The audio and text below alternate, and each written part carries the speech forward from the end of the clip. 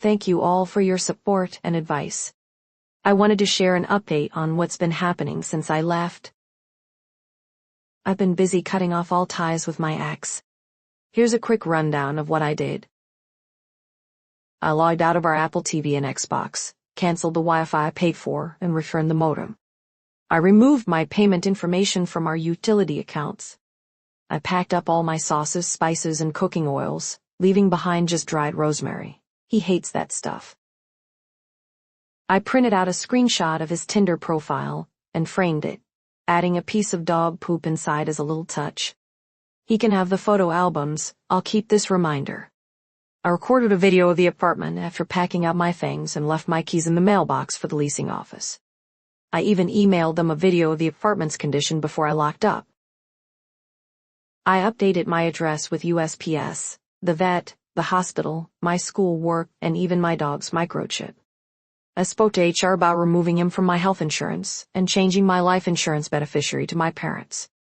I'm also in the process of taking myself off our joint bank account. Thankfully, our finances have been separate, so I'm not worried about my credit, but I froze it just in case.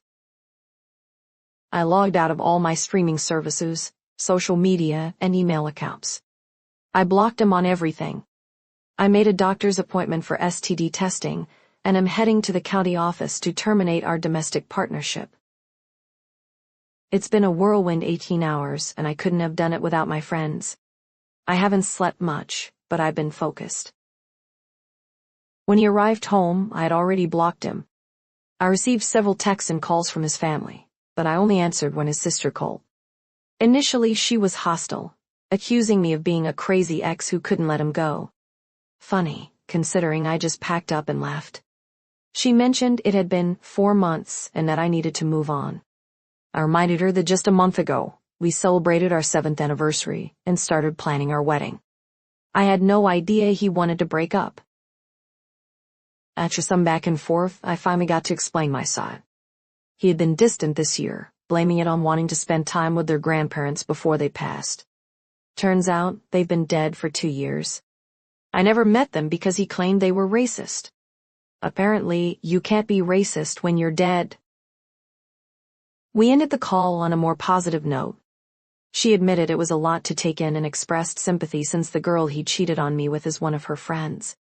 She introduced them last year when my ex was unhappy. He was supposed to break things off with me but never had the courage to do it. I sent her all the Tinder receipts after we hung up. Later that night, I received an email from him. He asked me to come to the apartment to talk, but didn't apologize for anything. He ended with, "I love you." As far as I know, he doesn't know where I am, and I don't think he knows where my friend lives either.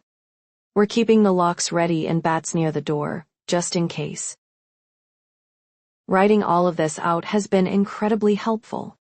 Your advice and encouragement have empowered me to leave.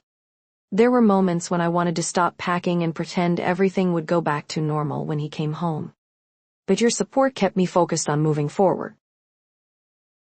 Thank you all again for being there for me. Nothing good would have come from staying.